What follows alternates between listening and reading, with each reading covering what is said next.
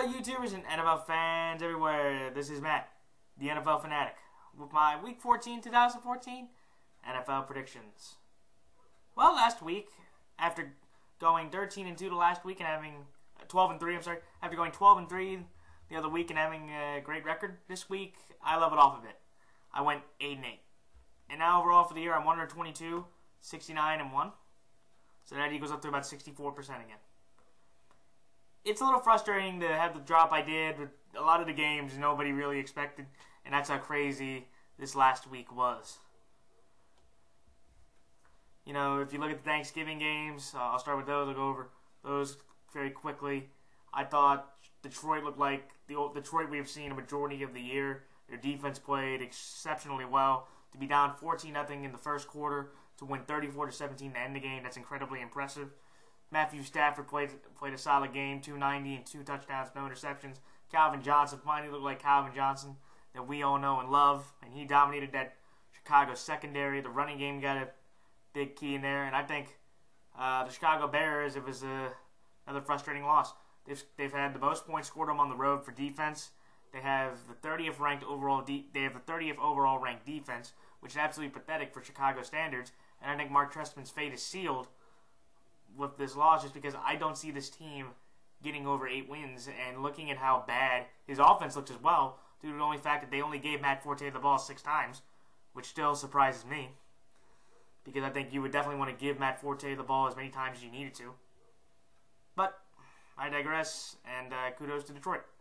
Philadelphia and Dallas, that was a huge surprise. I think Philadelphia's offense played extremely well. Mark Sanchez took the read option and executed that to a very good degree. He ran 21 times. He got a touchdown off of it. He threw for 215 and another touchdown. But I think the other biggest key was LaShawn McCoy running for 159 yards. That's the balance that Chip Kelly wants to run in his pass game to make both effective. For Dallas, it was probably the worst I've seen them the whole year. Romo only threw for 198 yards. He got sacked 4 times. So Benny Logan's comment about them being just an average line, had some validity on Thanksgiving due to them getting as much pressure as they did. Murray only ran for about 74 yards, and Romo didn't even touchdown, so that broke his 38 consecutive game streak, which I thought was pretty significant. And it just shows again that Dallas is a far better road team than away team. I know what you're thinking, that's kind of odd. Well, they're 5-0 on the road, but they're 3-4 at home, and they've lost their last 3 games at home, and they haven't won a home game in over 41 days. Even though that's extremely surprising, that's the truth. So, but I think Dallas can rebound, and they have 3 of their final 4 games on the road, so maybe that'll help. And then Seattle with San Fran, I thought that was a very impressive defensive bout again by Seattle, and I think Seattle is gaining their confidence back and their swagger back, because now they've taken on 2 NFC West opponents in their division, and they've shut them out. They've only held them to both 6 points combined, and they've won with the same score of 19-3. Do I like how the offense is only getting 2 touchdowns the last 2 games? No, that's not great. And, to settle for 8 field goals. But if that defense can clamp down enough, I really feel that they can prove a legitimate threat in December in the playoffs due to the cold and what they have with the #1 rushing attack led by Marshawn Lynch with 166.4 yards per game. As for San Fran, it's more frustration. I don't see this defense as scary as it used to be, even though Navarro's not there and Alden really didn't do anything. And Colin Kaepernick only throwing 121 yards and no touchdowns, 2 interceptions. This is a $121 million paid quarterback, ladies and gentlemen. I don't know how you can justify this. And for Jim Harbaugh, he's gone with the Niners after this year. Even anything besides winning the Super Bowl, I knew it was going to happen, but there's just more room and more of a reason to let him go.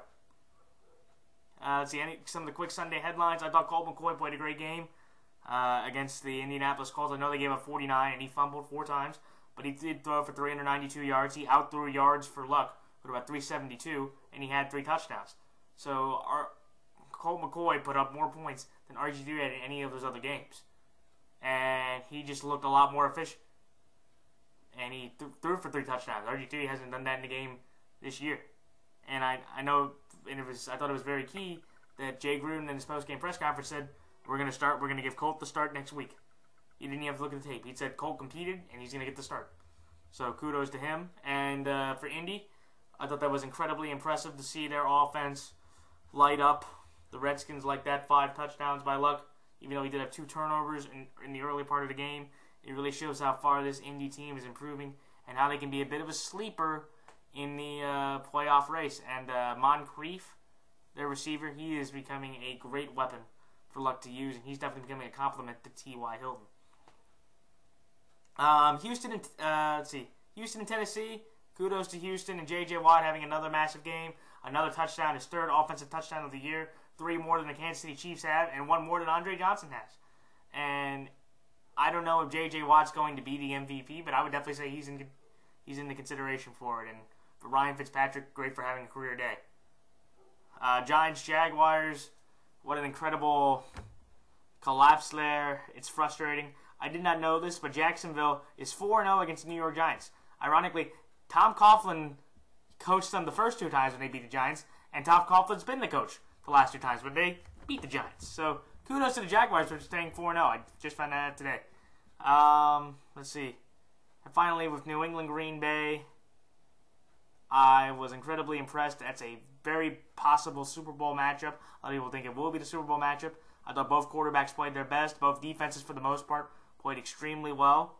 I think the big play of the game was Jordy Nelson getting that huge slant off before the half to take that 2-point lead to a 9-point lead and basically just hold the Patriots from having a 1 score. Even though Rob Gronkowski on that last Patriots offensive play before the missed field goal, people were saying that he almost had it, and he did have a little bit of control, but I thought that was an incomplete pass. And also, I just thought Rodgers outplayed Brady. Rodgers threw for more yards. He looked more comfortable. And even though, Brady only got sacked once, the one time he got sacked was the big play, was the big 3rd down play, and I thought that was huge. So those are my thoughts on last week's game. Time for my picks. On Thursday, when the 8-4 Dallas Cowboys go to the 5-7 Chicago Bears, I am taking the Dallas Cowboys. And then on Sunday, when the 7-5 Pittsburgh Steelers go to the 8-3-1 Cincinnati Bengals, I'm taking the Cincinnati Bengals. When the 5-7 St. Louis Rams go to the 3-9 Washington Redskins, I'm taking the St. Louis Rams. When the 3-9 New York Giants go to the 2-10 Tennessee Titans, I'm taking the New York Giants. When the 3-8-1 Carolina Panthers go to the 5-7 New Orleans Saints, I am taking the New Orleans Saints. When the 2-10 New York Jets go to the 5-7 Minnesota Vikings, I am taking the Minnesota Vikings. When the 7-5 Baltimore Ravens go to the 7-5 Miami Dolphins, I am taking the Miami Dolphins. When the 8-4 Indianapolis Colts go to the 7-5 Cleveland Browns, I am taking the Indianapolis Colts.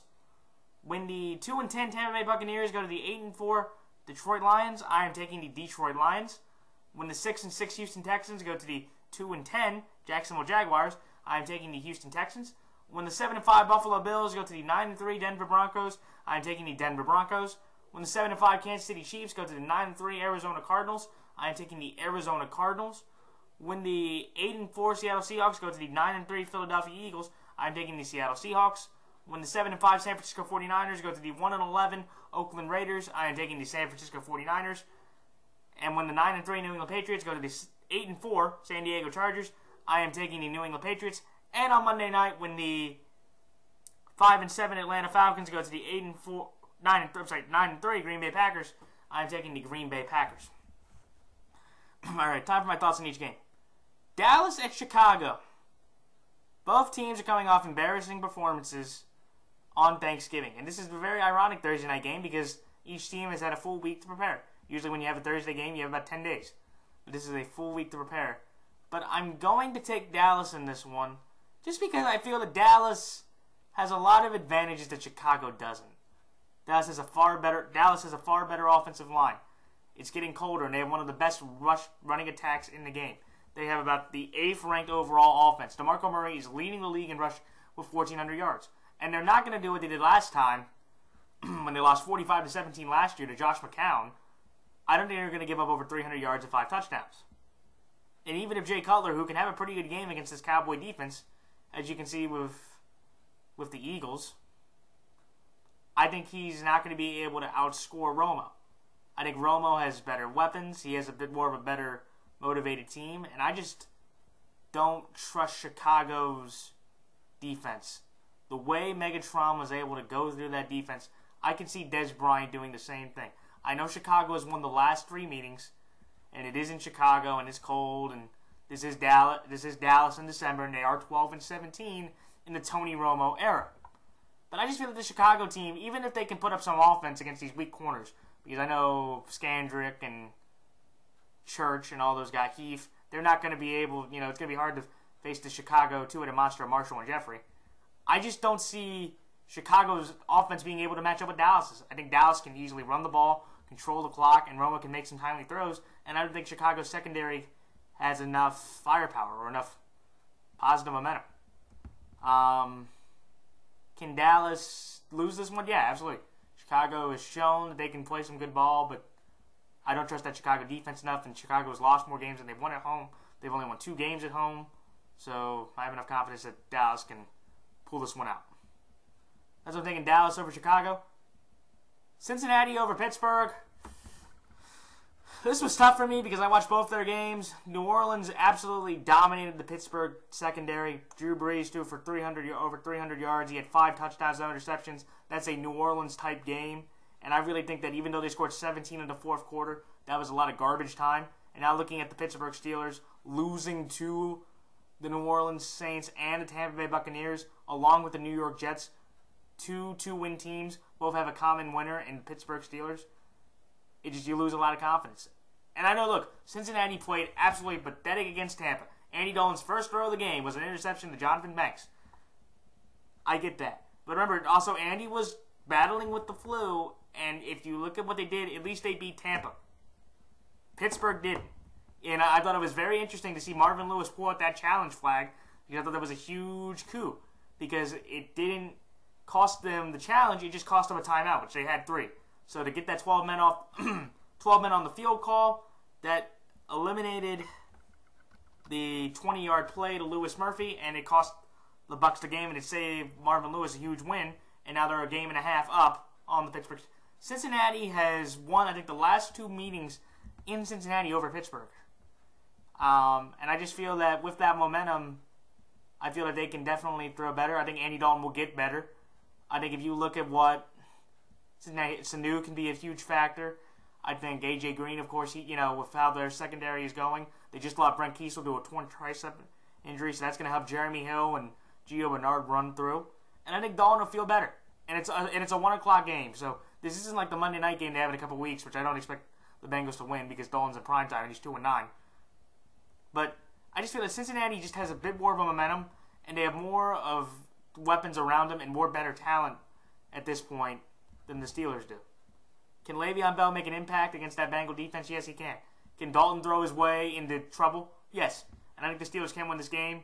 But I'm going with the Bengals just because I trust their defense a bit more with the secondary. They've been resilient. They beat Tampa, and they're at home. And I know they've beaten the Steelers the last 2 years at home, and I expect Dalton to be able to bounce back a bit in some ways and play a decent enough game where Pittsburgh can't match up offensively, or their defense is going to get to them and make some big plays to win the game. So that's what I'm taking Cincinnati to beat Pittsburgh. St. Louis over Washington. The biggest reason why I'm taking St. Louis is this. They shut out a professional football team. It was the Raiders. I get it. But when you win 52-0, that's an incredible statement. And I'm looking at what the Indianapolis Colts did to Colt McCoy. They made him fumble 4 times. They got a lot of pressure on him. They hit him and sacked him several times. And I expect the Rams to do the same thing. Washington's run defense was burned by little Boom Herron, the 6th-round pick who had that 35-yard touchdown run. Trey Mason became the 3rd player in NFL history to have 100 yards and over 4 carries. And that was due to that huge 89-yard run he ran off. So they can definitely run the ball enough on this Washington defense. And I expect Sean Hill to be able to make some plays. He didn't do that much in the game because he didn't have to. But I just see, even with Deshaun Jackson, even though he did fracture his fibula, and they are saying that he's not going to miss any time, I just think the big thing is that they're more disciplined. They have a better running game. And looking at how bad that Redskin offensive line has been, giving up at least, 9 sacks. They gave up, 11? They gave about, 15 sacks in the last 3 games. So that averaged about 5 sacks a game. I expect this Rams defense to get to him. Even though Colt McCoy does have better weapons than Hill does, and he's playing a weak secondary, I just don't see, with that pass rush, Colt McCoy having enough time, and that run defense of St. Louis's can shut down Alfred Morris enough that Colt's not going to be able to do anything enough on offense to present the Rams any problems. So it's going to be a competitive game because I expect Colt to have another decent game. But with that pass rush, I'm going to go with that and the experienced run game and the decent run game that Trey Mason has brought to the Rams to beat this Redskins team. Giants at Titans. This is my pathetic game of the week. I don't know really how to go with this one. I'm just going with the Giants based on the fact that they just have Eli Manning and better talent. Tennessee can win this game. I'll tell you this right now. Tom Coughlin's fired. Looking at how they lost that game, and nothing against Jacksonville. I know a guy, one of my good friends, he's a Jacksonville fan, and he was ragging on me. But I just have to go with the Giants just because it's Eli. It's like, if you lose to the Jags and Titans, Coughlin, you're done. Because you can't lose to two rookie quarterbacks back-to-back with as limited talent as they have. This is a team that gave Ryan Fitzpatrick 6 touchdowns. So, I have to take them. It's like, I know Mettenberger, he's hurt and he's questionable. And I guess now with Jake Locker coming back into the team, I guess that's my caveat, that he's playing Jake Locker. And if Jake Locker can beat this New York Giant team, then there's a huge amount of problems in the New York Giant fan base. And I think it is time for Coughlin to go. And it might be time for the general manager to go as well, just because they just need that many changes. But I'm just going with the Giants just based on Giants have better talent and they at least have some credibility where Tennessee doesn't. But I will tell you, Tennessee can win this game, and I'm taking the Giants. So that's why I'm taking the Giants over the Titans. Carolina at New Orleans. I'm taking New Orleans because I feel that New Orleans can give a little bit of credibility back to the NFC South because I expect them to win out. Winning a 35-32 shootout over the Pittsburgh Steelers was a huge confidence booster. I was incredibly surprised. Again, Jimmy Graham did not have any catches. The fact that Drew Brees could throw for 5 touchdowns and over 300 yards without Jimmy Graham is incredibly impressive, incredibly disappointing for the Steelers' defense. And also, they finally got an interception. They actually got 2. Cam Jordan got 1 and Kenny Vaccaro got another. That was the first time in over 112 pass attempts that they had got an interception on the Saints' defense. And now just looking with that confidence, I know New Orleans has just lost 3 straight games at home, which I think they've never done in the Sean Payton era. They're playing a Carolina team that looked absolutely pathetic against the Vikings. Statistically, offensively, Teddy Bridgewater had an game manager-esque game. He did well enough. He didn't do dazzling or great, or maybe not even good. He did okay. But they had 2 blocked punts. And that was one of the most craziest things I had ever seen.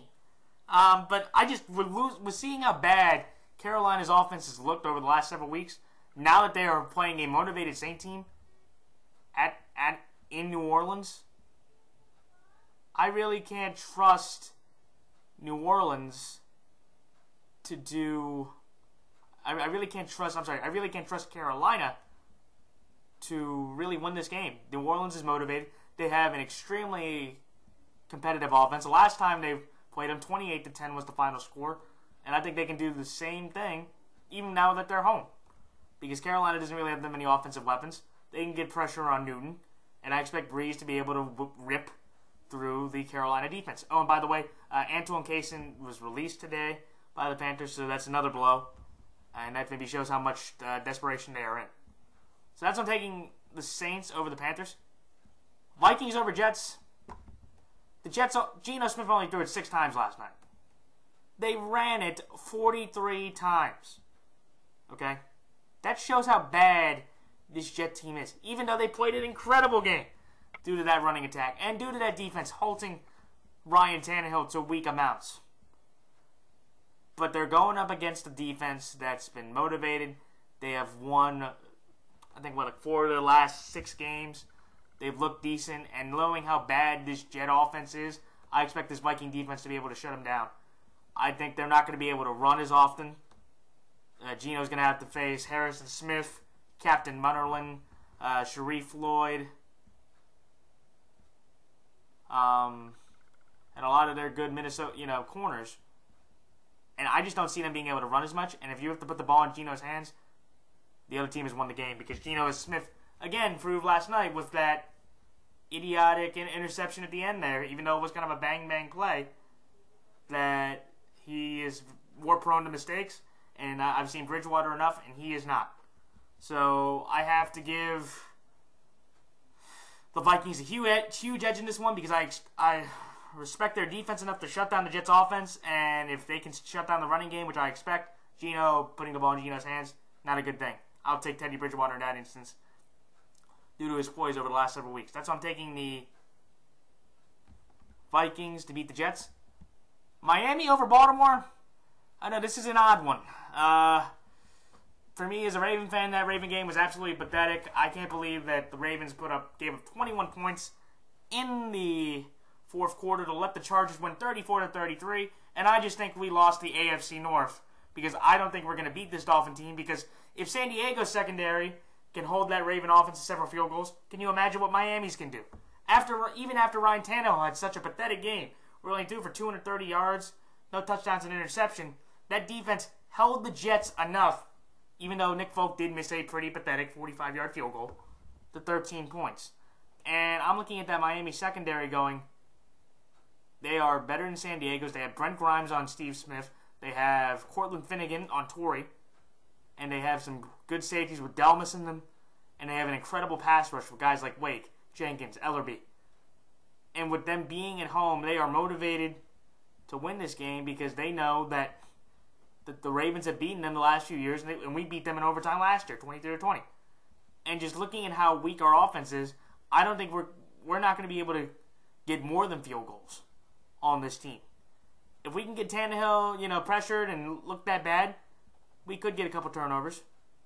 But I don't expect that to happen. I expect Miami to be able to use enough of their offense, especially with guys like Mike Wallace, Jarvis Landry, Hartline, to be able to move against our secondary enough to get decent enough field position, and they'll be able to get into the end zone while we cannot. I know we've beaten the Dolphins the last 3 times we played them, even though the Dolphins did beat us in 2007 for their only win. So they've done this before in desperate times. I'm going to take the Dolphins due to the better secondary, and that's going to be the difference because I think they can shut down our run game and they'll get the Flacco. And even though Joe Flacco had a good game, he's not going to have as good a game against Miami. And Tannehill will outplay Flacco, or he'll make enough plays, and that defense will make enough plays for the Dolphins to win this game over the Ravens, who are sticking after this loss. So that's taking the Dolphins over the Ravens. Indianapolis over Cleveland.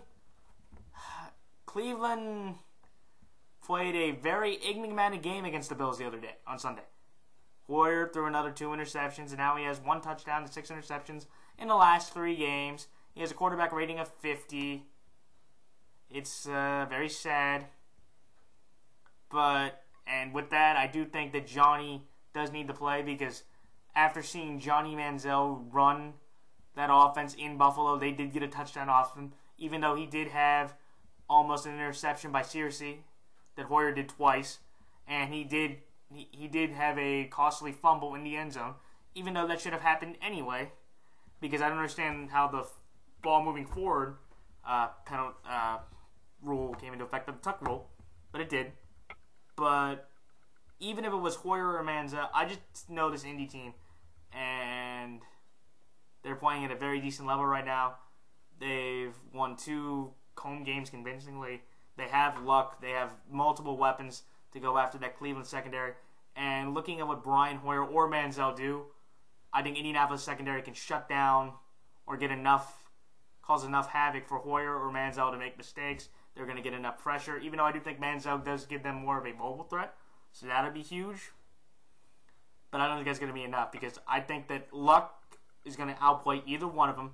Luck has more weapons to throw to, and I just expect if it's Manziel starting, this is a Chuck Pagano-led defense that knows how to go after quarterbacks. He knows how to get He knows how to get turnovers. And I expect, besides Josh Gordon, they really don't have any weapons. Miles Austin can get shut down by Greg Toller. LaRon Landry can go after, the middle of the game because they don't, Jim Dre, Gary Barnidge, those aren't very impressive tight end names. And just looking at what Indy has a lot more confidence, a lot more talent than Cleveland does. And with their quarterback controversy, I don't expect Hoyer to have any more confidence. And I expect this might be the death knell for Hoyer. If he starts for Manziel, it's just going to be a bad time. He's playing the number 1 quarterback in 2012 draft, one of the best young quarterbacks, and he is going to get outschooled in this instance by this Colts team just because of that. So that's why I'm taking the Colts over the Browns. Tampa at Detroit.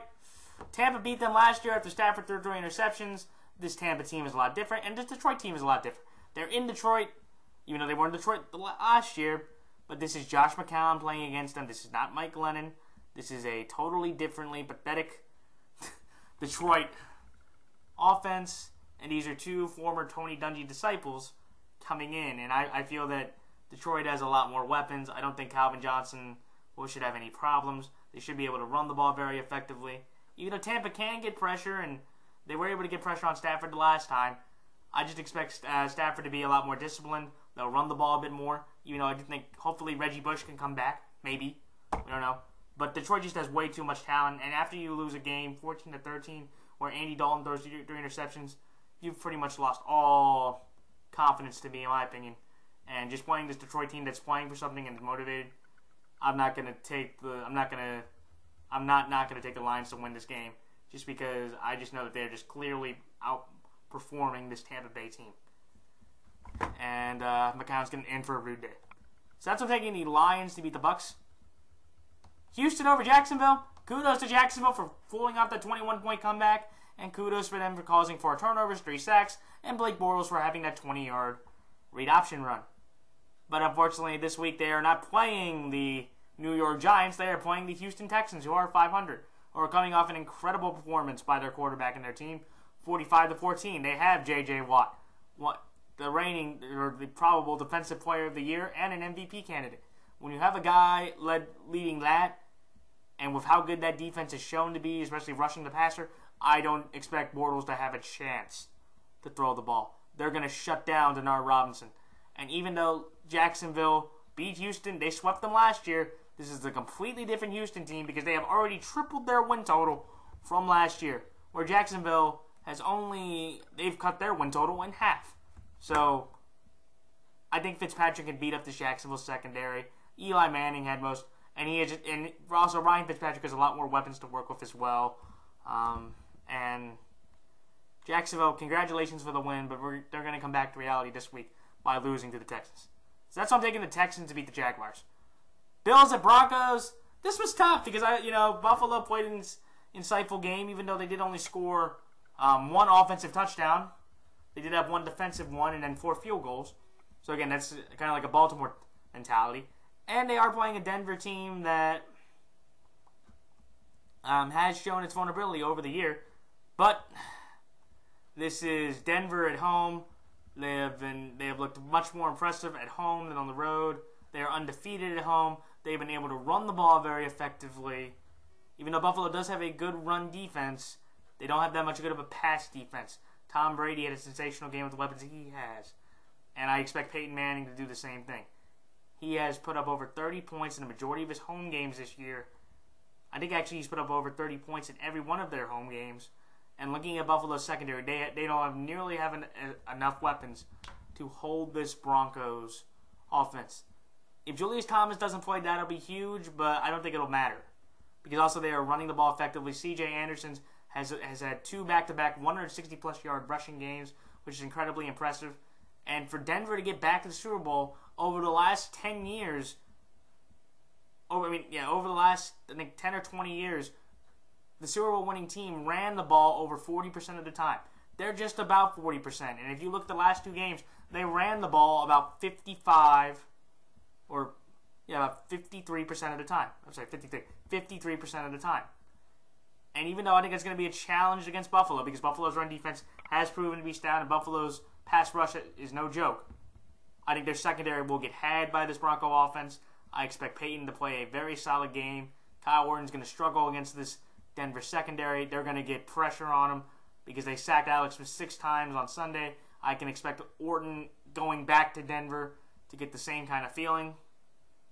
And actually, that's one of my locks. And by the way, my locks for this week out of the game so far, I'm going to take Denver over Buffalo as a lock. I'm going to take Detroit over Tampa as a lock, and I'm going to take the Vikings over the Jets as my lock. So those are my 3 locks of the week. Sorry about that. But that's why I'm taking Denver over Buffalo.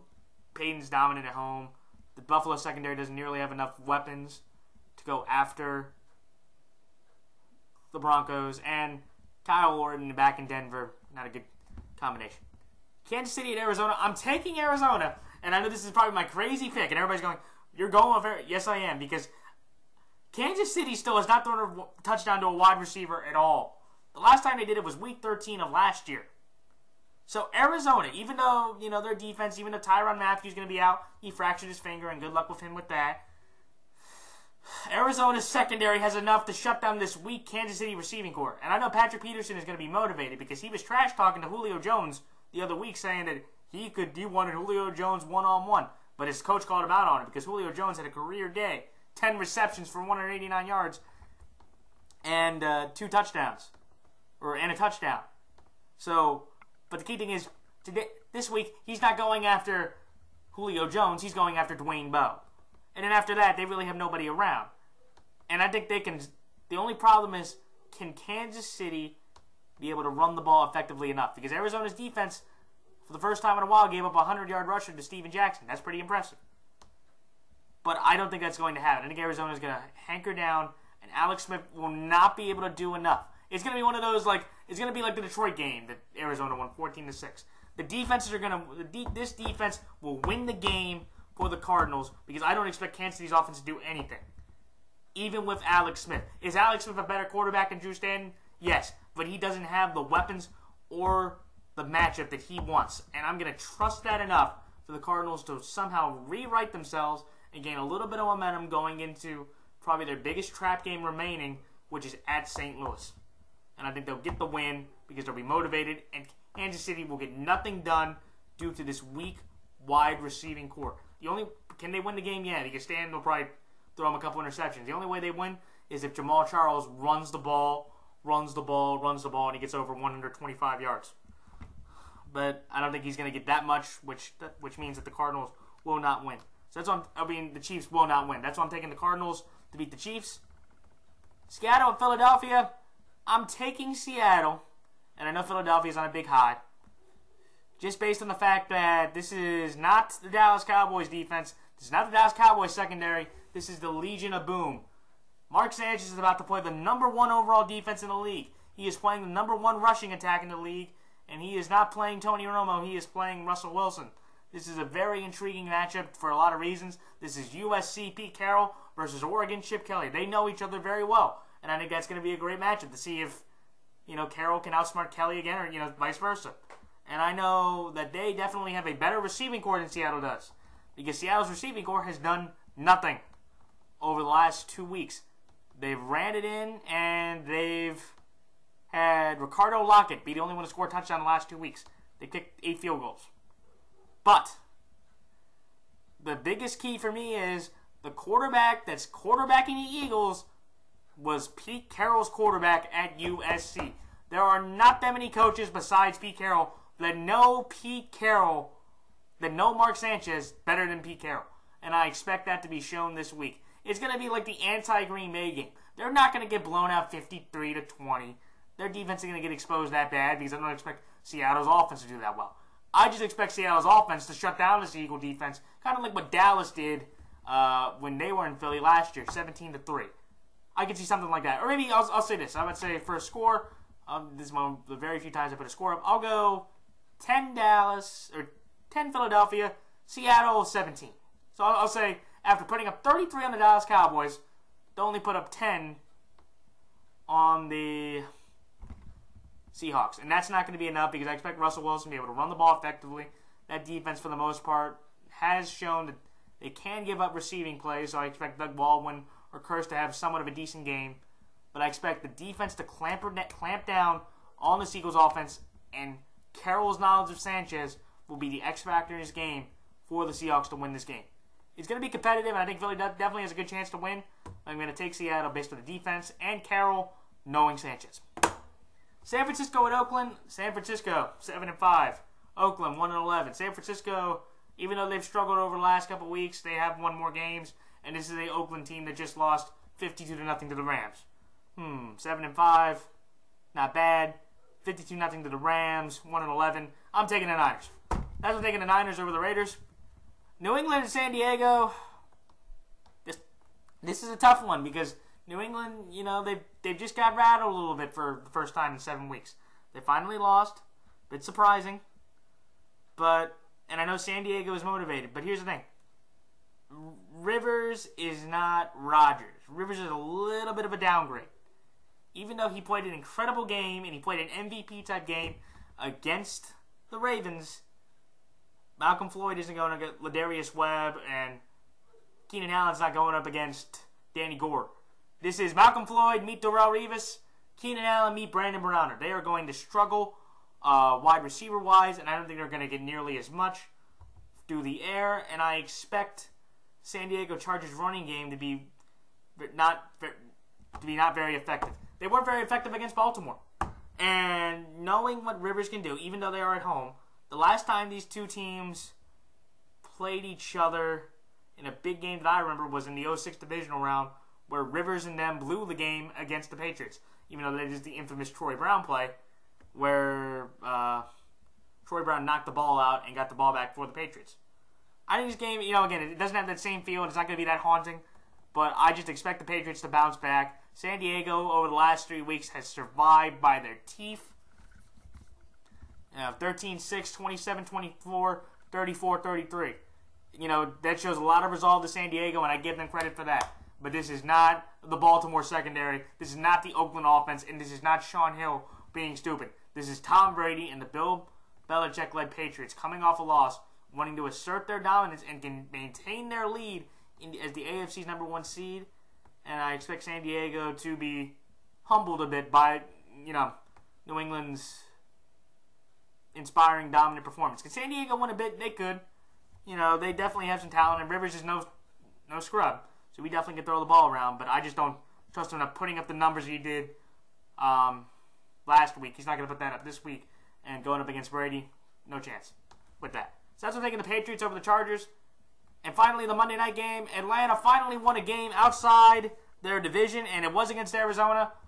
But it was against Drew Stanton, who threw 2 interceptions. And finally, Atlanta looked like the team that we thought they were going to be this year. But now their momentum is going to get shot because now they're playing the 6-0 Green Bay Packers at home. They look dominant. Aaron Rodgers has thrown the most touchdowns at home in a season without an interception. That's 20.